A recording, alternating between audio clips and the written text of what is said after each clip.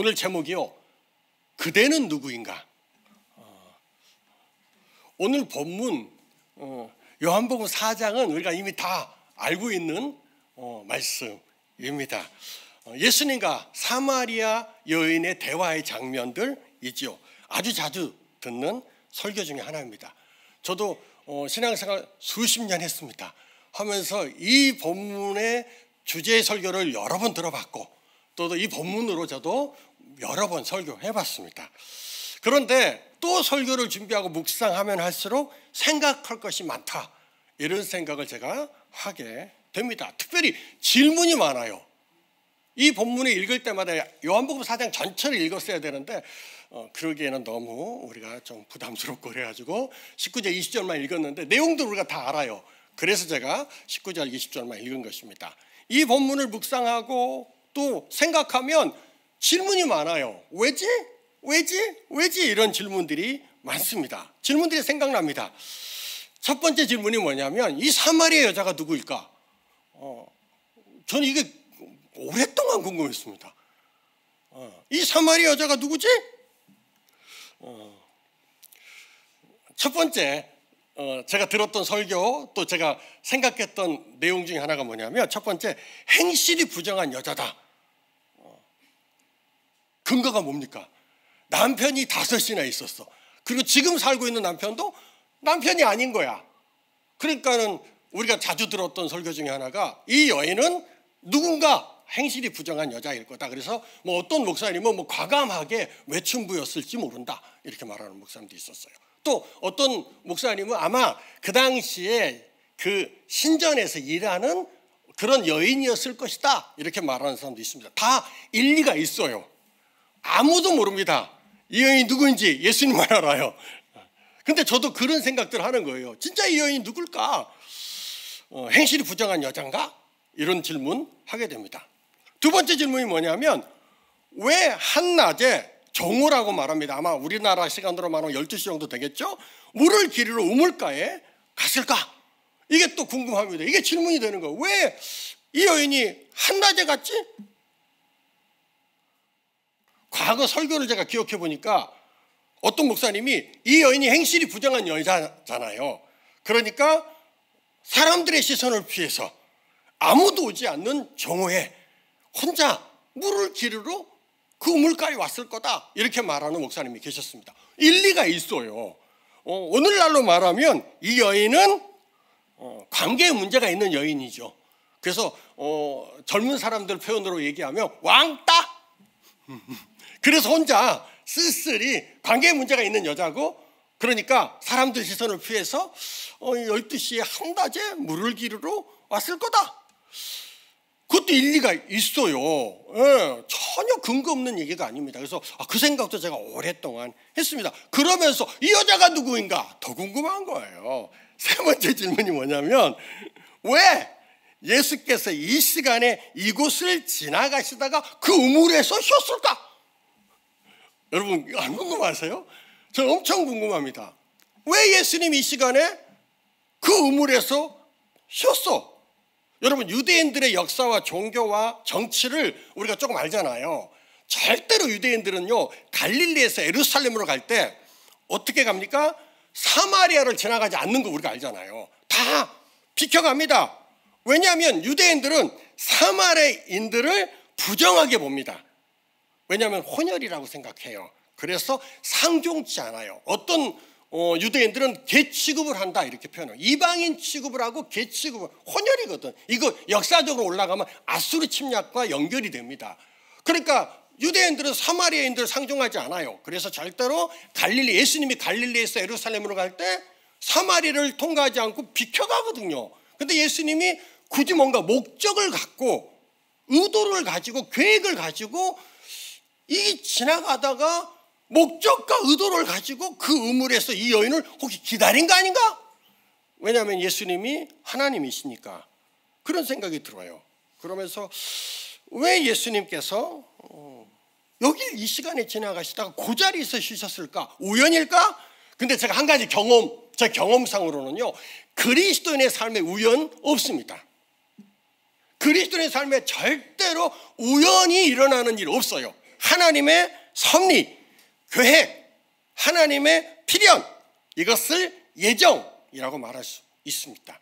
우리의 삶에 여러분 우연히 수요 예배 나와서 우연히 제 설교 듣는 거 아닙니다.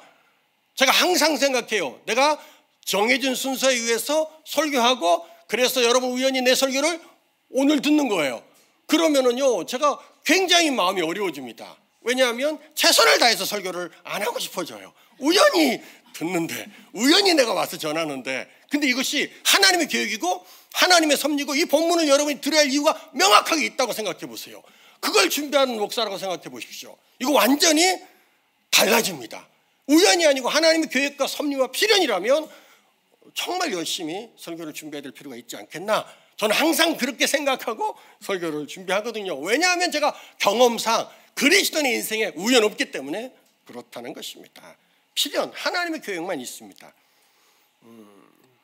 제가 왜 이걸 경험상이라고 얘기하냐면요, 제 인생에 있어서 가장 수치스럽고 어렵고 비참했던 시절이 있었습니다. 여러분도 그런 시절을 경험해 보셨죠? 지금도 경험하고 계십니까? 그럼 이 메시지 들어야 합니다. 제가 여러 번 제 인생의 위기 또 비참하고 수치스러운 경험들이 있었습니다. 그 중에 딱 생각나는 게 청년회 때, 그 이유도 많았어요. 그렇지만 딱 생각나는 게 요즘 제가 청년 수련회 말씀 준비하고 있습니다. 제가 열심히 준비하고 있습니다. 그러다 보니까 제가 청년회 때를 생각하게 되는 거거든요. 그때 제가 청년회 때 그 사건이 없었으면, 제가 그 사건 때문에 심각하게 방황하고 포기하고 도피처로 제가 도망친 경험이 있습니다. 그 사건이 뭐냐면요, 뭐 대단한 건 아니고요. 제가 대학을 다녔는데요, 열심히 공부를 안 했습니다. 그래서 제가 학사 경고를 받았는데요, 그 중에 한 과목이 뭐였냐면 군사학이었습니다. 그 당시에는 군사학을 대학에서 가르쳤습니다. 고등학생들이 교론도 했었고요. 그 군사학이 제가 F를 받았습니다. 여러분 모르시겠지만 군사학은 A학점, B학점이 없고 그 당시에는 패스입니다. 그런데 그 군사학에서 제가 패스가 안 되고 F를 받았어요. 그게 굉장히 수치스럽고 부끄러웠습니다. 왜냐하면 그 당시 제 또래 남자애들 중에 저희 과뿐만 아니라 저희 학교에서 제가 다 검사한 건 아니지만 군사학 빵꾸 난 사람이 저밖에 없었던 것 같아요. 경상학부, 경제, 경영, 무역학과, 제가 경제학과를 다녔거든요. 거기서 유일하게 제가 F를 받았습니다. 이게 너무 수치스러운 거예요. 왜냐하면 그 당시에 군사학이 F가 나면 안 되는 과목입니다. 왜냐하면 강제징집을 당하고 어려움이 있었거든요. 그래서 모든 남학생들이 군사학을 다 이수하면서 그렇게 지나가는데 제가 군사학이 빵꾸 난 거예요. 영어가 빵꾸 나고 경제학이 빵꾸 나고 이게 제가 용납이 돼요. 왜? 내가 안 했으니까. 근데 경제학 빵꾸 난 게 지금 생각해 보니까 너무 지금도 수치스러워요. 지금도 저희 부모님 모릅니다. 제가 군사학 빵꾸 난 거. 부모님도 모르는 걸 여러분 지금 알고 있는 거예요. 알게 된 거예요. 근데 그게 너무 수치스러워요. 너무 부끄럽습니다. 내 인생이 너무 쓰레기 같은 거예요. 그래서 제 인생을 포기하고 제가 도피처로 도망을 갔어요. 그런데 거기서 예수님을 만났습니다. 인생 아무도 모릅니다. 너무 어려운 상황, 너무 힘든 상황. 그때 청년회 때니까 이해하셔야 됩니다. 그 수준의 어려운 상황, 그 수준의 정말 부끄럽고 수치스러운 그 상황을 피하려고 도피처로 갔는데 거기서 제가 예수님을 만났습니다. 오랜 시간이 지난 뒤에 우리가 다 뒤돌아보잖아요. 여러분 우리 인생을 다 뒤돌아보지 않습니까? 오랜 시간이 지난 후에 제 인생을 뒤돌아보니까 그때 그 수치스럽고 그때 그 비참하고 그 부끄러웠던 그 군사학 F가 나를 부르시는 주님의 부르심의 시작점이었구나. 그때 내가 만약에 군사학이 빵꾸가 안 났고 도피처로 도망을 안 갔으면 예수님 못 만났다라는 생각이 들었어요. 물론 그 이후에도 예수님께서 저를 부르시는 또 다른 어떤 사건들이 있었을 수도 있겠죠. 하지만 저에게 있어서 그 사건은 굉장히 중요한 포인트가 된 것입니다. 그래서 제가 그런 생각을 했어요. 인생의 위기가 영적인 기회일 수 있겠구나라는 생각을 했습니다. 여러분 제가요 오랫동안 함께 사역하고 좋아하는 목사님 한 분이 계십니다. 그분은 시편을 그렇게 좋아하세요. 그래서 날마다 시편을 5편씩 읽는다고 합니다. 왜 웃으세요? 아시는 분인가요? 네. 그래서 제가 그분 이렇게 영향을 받는 거예요. 오랫동안 있으니까 영향을 받아요. 그래서 제가 계속 지금 제가 시편을 묵상하고 있습니다. 그 사람이 참 영향을 받아요. 함께 있으면 부부가 영향을 받는 것처럼 동역자들끼리도 영향을 받고 친구들 영향을 받습니다. 그래서 좋은 동역자 또 좋은 친구를 사귀는 것이 무엇보다도 중요하지 않나 저는 그렇게 생각해 봅니다. 제가 영향을 받아서 시편을 묵상하기 시작했습니다. 여러분 시편을 묵상해 보면요 다윗 이야기가 많이 나옵니다. 다윗의 시편이 예배에 대한 가르침이라는 것을 우리가 알잖아요. 제가 그 시편을 계속해서 읽고 또 묵상하고 또 읽고 묵상해 보면 다윗을 묵상하게 돼요. 근데 다윗에 있어서 가장 인생의 위기가 뭐였냐면 아둘람굴이었습니다. 다윗의 인생의 아둘람은요 그것은 추운 것이에요. 다윗의 인생의 아둘람은요 슬픈 것입니다. 어떻게 보면 부끄러운 것일 수도 있고 어려운 것일 수 있어요. 그 아둘람이 다윗의 인생의 위기였지만 영적인 기회였을 것이다 라는 생각을 제가 감히 하게 됩니다. 다윗이 어디서 하나님을 경외하는 것을 배웠을까? 왕궁에서? 물론 그럴 수 있겠죠. 하지만 제 생각에는 다윗이 청년의 때 젊은 때에 그 아둘람에서 슬픔과 추위와 아픔과 비난과 조롱과 멸시를 받으면서 하나님을 경외하는 것을 배웠지 않았을까라는 생각을 제가 감히 해봅니다. 묵상을 해보다 보니까. 그래서 아둘람은 다윗에게 있어서 인생의 위기였지만 영적 기회였겠구나라는 생각이 제가 들었습니다. 저도 다윗하고 마냥 비교할 수 있는 존재가 아닌 걸 제가 압니다. 하지만 제 인생에 이런 위기, 그 이후에도 위기가 여러 번 있었습니다. 그렇지만 그게 영적인 기회였을 것이다 라는 생각들을 제가 많이 하게 돼요. 왜냐하면 기회를 통해서 영적 기회를 통해서 제가 성장하며 여기까지 왔기 때문에 그렇습니다. 사마리아 여인과요 예수님의 절묘한 타이밍이 있었어요. 그 생각이 자꾸 드는 거예요. 그래서 예수님이 그 시간에 모든 사람이 피하는 그 장소 그 시간에 거기에 가서 쉬셨을 거다라는 생각을 제가 해보게 됩니다. 또 궁금한 게 생겼어요. 질문이 생겼어요. 사마리아 여인의 변화입니다. 이 사마리아 여인이 예수님에 대한 생각의 변화가 요게 오늘 설교의 포인트입니다. 사마리아 여자가요 생각이 바뀌어요. 여러분 한번 들어보세요. 첫 번째 사마리아 여자는요 예수님을 누구라 생각했습니까? 그냥 평범한 유대 남자 맞죠? 그래서 그 유대 남자인 예수가 자기에게 물을 달라고 청합니다. 그때 여인이 유대인 남자가 사마리아 여자인 나한테 물을 달라고 해?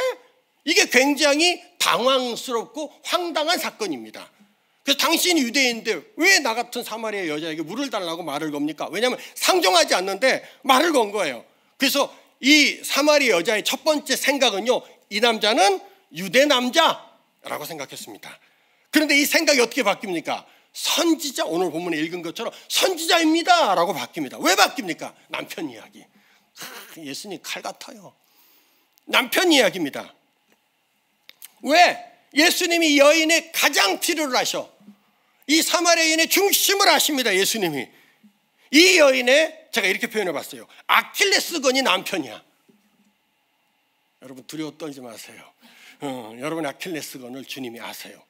그래서 여러분을 부르실 때 축복하실 때 그 아킬레스건을 딱 지적할 수도 있다는 것을 우리는 기억해야 합니다. 이 여인의 아킬레스건은 남편이었습니다. 만약에 예수님이 그 여인과 대화할 때 경제를 얘기했다면 이 여인이 당신 선지자입니다 라고 말하지 않았을 겁니다. 정치, 문화, 사회적인 이슈를 다루지 않았어요. 왜? 그 여인과 정치나 문화나 사회적인 이슈는 별 의미가 없다는 것을 하나님이신 예수님이 알아요. 그 여인의 아킬레스건은 남편입니다. 그래서 네 남편 데려와라 이렇게 얘기합니다. 여기서 여인이 놀래요. 자기가 남편이 5이 있는 것을 예수님이 알아. 그 지금 살고 있는 남편도 지 남편이 아니라는 걸 예수님이 알아요. 그걸 듣고 이 여인이 놀라고 내가 보니까 생각이 바뀌는 거예요. 거기서 내가 보니까 당신이 선지자인 것 같습니다 라고 고백을 합니다. 여기서 이걸 뭐라고 말하냐면 사고가 전환됐다 이렇게 표현합니다. 이걸 영어로 표현하면 패러다임 시프트 이렇게 표현합니다. 제가 이걸 어디서 배웠냐면요 제가 오래전에 세계관 강의를 들었습니다.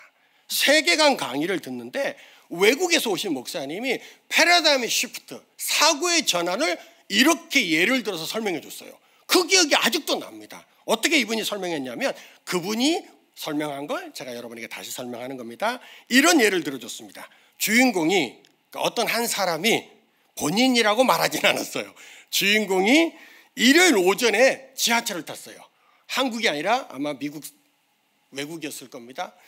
지하철을 탔습니다. 여러분, 일요일 오전에요, 뭐 주일이라고 표현해 볼까요? 지하철 어떨까요? 우리나라는 복작복작합니다.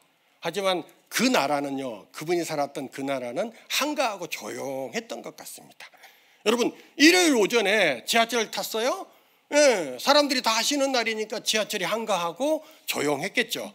목적지까지 가는데 조용한 지하철에 앉아서, 사람도 없어요. 앉아서 갈 것을 생각하고 앉아서 책을 읽기 시작했답니다. 한참 책을 읽고 있는데 다음 정거장에서, 다음 역에서 남자 한 명과 어린 아이 둘이 탑승을 했어요. 근데 그 남자의 표정은 슬픔이 가득하고 피곤함이 가득한 표정으로 자리에 앉아서 머리를 감싸쥐고 있었답니다.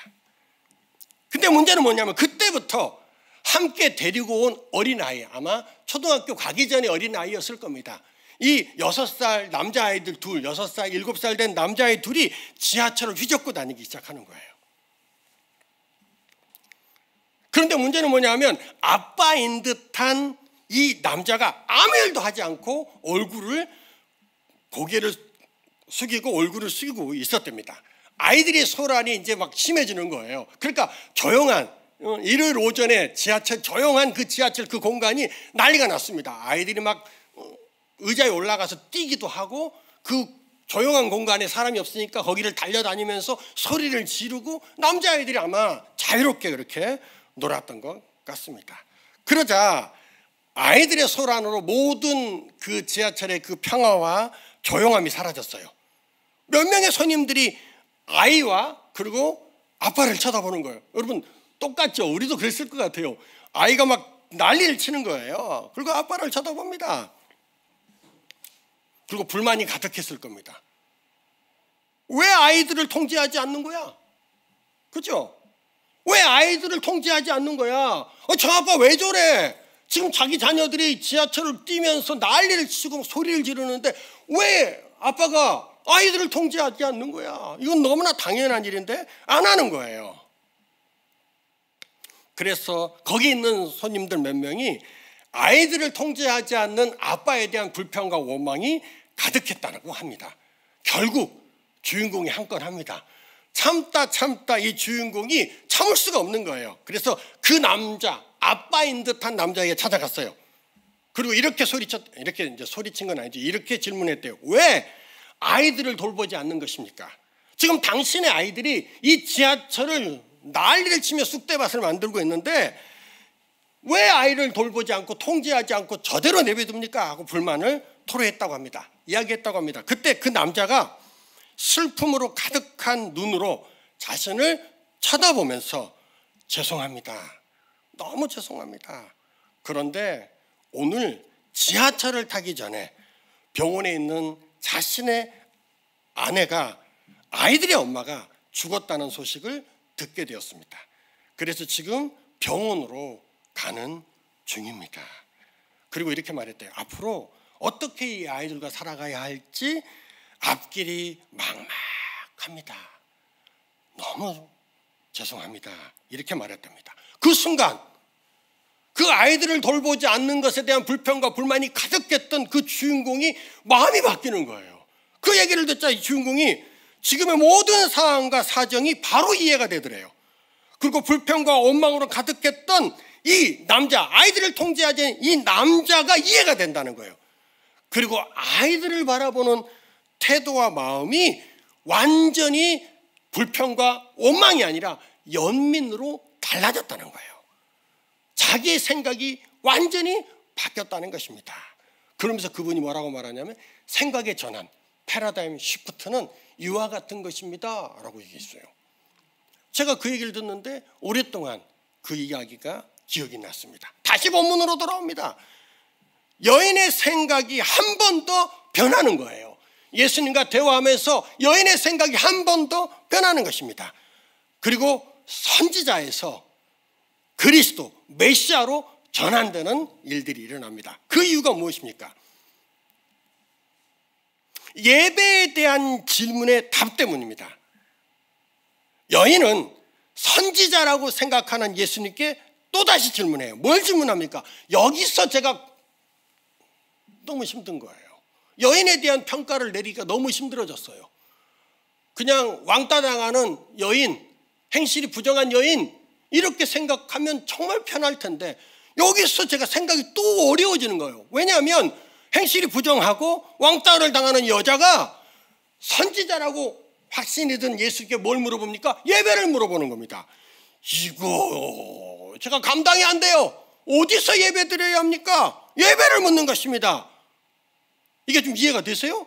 만약에 이런 여인이었다면 선지자인 예수님께 뭘 물어야 됩니까? 예배를 묻지 않고 내 인생은 왜 이렇게 어려움만 있습니까? 나는 남편복이 없어요. 뭐 이런 얘기를 물어보면서 선지자 선생님, 제가 어떻게 해야 이 문제를 해결할 수 있고 이 남편의 문제, 내 아킬레스건을 해결할 수 있습니까? 라고 물어봤어야 그래야 굉장히 제가 상식적이고 정상적이라고 생각을 했는데 이 여인이 갑자기 선지자인 예수님께 남편 문제를 자기 아킬레스건을 물어보지 않아요.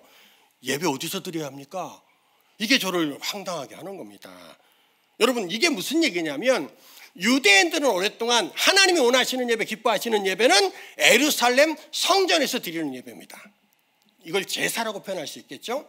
근데 사마리아 사람들은요, 하나님이 원하고 기뻐하는 예배는 어디서 드려야 됩니까? 그래서 오늘 20절에 이 산이라고 표현했는데 이것이 그리심산, 그곳에 뭐가 있어요? 금송아지를 놓은 산당이 있습니다. 그래서 오랜 시간 동안 사마리아 사람들은 예루살렘 성전으로 가지 않고 이 그리심산에 있는 산당에서 예배를 드렸어요. 그러니까 생각이 딱 달라지는 거예요. 유대인들은 하나님이 원하시는 예배, 받으시는 예배는 예루살렘 성전이다. 사마리아 사람들은 하나님이 원하시는 예배, 받으시는 예배는 그리심산에 있는 이 산당이다. 이렇게 오랫동안 역사적으로 이어왔는데, 근데 이 여인이 그게 궁금한 거야. 진짜 어디서 드려야 합니까? 선지자니까 한 분 말씀해 보십시오. 그때 예수님이 뭐라고 말씀하십니까? 모든 유대인들, 모든 사마리아 사람들은 예배, 그러면 장소였습니다. 행위였습니다.